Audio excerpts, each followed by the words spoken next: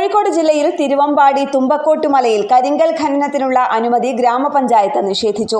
Kasturi Rangan report അനുസരിച്ച് പാരിസ്ഥിതിക ലോല വില്ലേജായി രേഖപ്പെടുത്തിയ തിരുവമ്പാടി തുമ്പക്കോട്ടുമലയിൽ ഇതുപ്രകാരം ദുരന്ത സാധ്യതയുള്ള പ്രദേശവുമാണ്.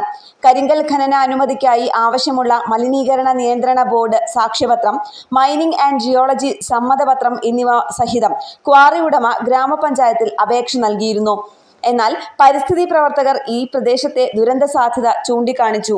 ഇതിനെ തുടർന്ന് 17 അംഗ ഭരണസമിതിയിൽ കോൺഗ്രസിലെ 17 അംഗങ്ങളും മുസ്ലിം ലീഗിലെ ഒരംഗവും എതിർത്തതോടെയാണ് കരിങ്കൽ ഖനനത്തിന് അനുമതി നിഷേധിച്ചത്.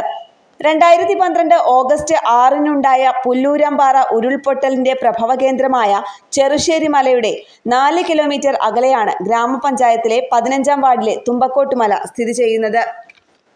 ഇതിന്റെ താഴ്വാരം ജനവാസ മേഖലയുമാണ്. മാത്രമല്ല, ഉദ്ഘാടനത്തിനൊരുങ്ങുന്ന ഗവൺമെന്റ് ITI, തുമ്പക്കോട്ടുമല ശ്രീകൃഷ്ണ ക്ഷേത്രം എന്നിവയ്ക്ക് ഏതാനും മീറ്റർ മാത്രം അകലെയുമാണ്. കസ്തൂരി രംഗൻ റിപ്പോർട്ട് ഉദ്യോഗസ്ഥർ കണ്ടില്ലെന്ന് നടിച്ചുവെന്നാണ് പരിസ്ഥിതി പ്രവർത്തകരുടെ ആരോപണം. പ്രദേശവാസികൾ ക്വാറിക്കെതിരെ ഒപ്പുശേഖരണം നടത്തി പരാതി നൽകിയിരുന്നു. ഏതായാലും ഖനനാനുമതി നിഷേധിച്ച ഗ്രാമപഞ്ചായത്ത് തീരുമാനത്തെ ഇരുകൈയും നീട്ടി സ്വീകരിച്ചിരിക്കുകയാണ് തുമ്പക്കോട്ടുമല പരിസ്ഥിതി സംരക്ഷണ സമിതിയും നാട്ടുകാരും. ന്യൂസ് ഡെസ്ക് കേരള പ്രണാമം.